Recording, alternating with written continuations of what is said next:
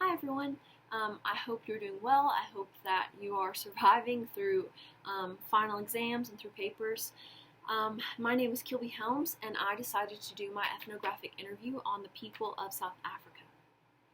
I had never really had a very sparked interest on South Africa or the culture or the people until my husband and I actually were serving overseas in Brussels, Belgium until COVID hit. And while we were there, so Belgium is a very diverse place as far as cultures, and while we were there, we actually had the opportunity to meet and become dear friends with several families and individuals who were from South Africa. And so through that, my interest for the South African culture really grew, and this ethnographic interview project was really just an excuse for me to reach out to them and get to hear their experiences, hear of their backgrounds, hear of their families, hear their stories, and I'm really grateful for it. So the first thing that really stood out to me, there were several things obviously, but I'm going to try to synthesize things as best I can and not be too long-winded, but the first thing that really stood out to me was the religious aspect in South Africa. So basically, when colonization came to South Africa, Christianity coming with colonization really just took over South Africa, and it has been the main religion since then. However, in the past decades and generations, it has really become a very cultural Christianity. It reminded me very much of the U.S., honestly, where Christianity has been the main religion for generations and generations and decades. But now it has just become very ritualistic, very impersonal, and it's just kind of part of who people are. In a very passive sense. And so that's what's happened in South Africa, and that has led to a lot of rebellion in this current younger generation. Basically, this generation has completely refused or started to refuse Christianity, and they're really running towards secularism, towards atheism, towards postmodern thought, and it's just really tragic to see, but also really interesting to see the parallels between South Africa and the U.S. in that aspect. Something else that was really interesting to me was how South Africa is an honor-shame culture. I think this is interesting for me because when I hear of other cultures that are predominantly Christian, similar to the U.S., I assume that they're guilt-innocence cultures, similar to the U.S. But with South Africa, what happened was when Christianity came in and kind of took over South Africa, the honor-shame culture that was so deeply rooted in animism, which was the predominant religion before Christianity, that stayed, and then Christianity took the place of animism. So that was just really interesting to hear about. Also, the family dynamic was really just something that I think I learned a lot from. The first thing that really stood out to me was that families in South Africa are very close-knit, especially in the villages and among the tribes. However, even though they are close-knit, no family members are really like living together other than just intimate family. So you don't really have like generations all living in one household.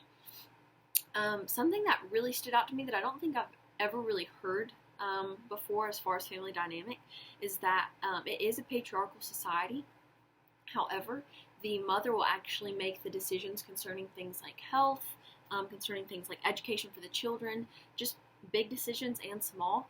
She makes those, but then she ultimately has to go to the father, the head of the household, and consult him on those decisions to kind of get the okay. So that was just something really interesting that I learned about the South African culture.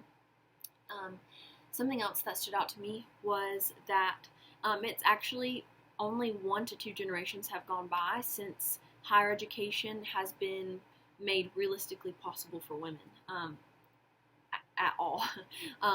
It's not even really normalized yet, but it is growing as far as how frequent you come across women who either have a degree from university or who are in university. For example, one of the families that I interviewed, the wife's name was Annette and the husband's name was Tajart, and so both of them had parents who were, both of their mothers had university degrees, and when I was talking with Annette, she said that no friends that she had growing up had mothers who had university degrees, so she was the only one. So just to kind of give a perspective on that, it's very new, but it is growing, the amount of women who are going to universities. So something that's really tragic is that a lot of the family dynamics, the oldest sibling is usually raising the children because HIV deaths and um, death by AIDS, it really is just like skyrocketed in South Africa, and so a lot of times parents will die from that, and then the oldest child is just left um, to raise the rest of the family. So that was something really tragic to hear. Um, Something about the community is that it's very tight knit in the villages, but it's very less so in the urban areas and in the cities. This is also something that's changing in South Africa. The urban areas are growing, and the villages are, especially like the younger generation in the villages, they're just moving to the cities. So that was something that is relatively new about South African culture, similar to the religious structure. I think lastly, something I would like to point out is that South Africa is very welcoming to foreigners as a whole. In fact, one of the men that I interviewed, he was an Egyptian Jew his family they were Jewish, they were from Egypt, and they moved to South Africa when he was like 6 years old. And so he just kind of walked through what that looked like for his family and talked about, I mean, for the most part, it was a very good transition. His family was really welcomed. But it really is a very stark contrast because South Africans will really welcome foreigners, but there has been, since colonization, really, there has been severe tension between the white population and the black population. This really was at the pinnacle during their apartheid in the mid to late 1900s. It's basically when segregation was made legal, and tons of crazy things happened. I can't really explain it all. You should go look it up if you don't know much about it. But ever since then, especially, there's been just a back and forth. Sometimes the tension isn't very severe, but usually it is. Currently, that looks like a lot of critical race theory that's in South Africa between the white and the black population.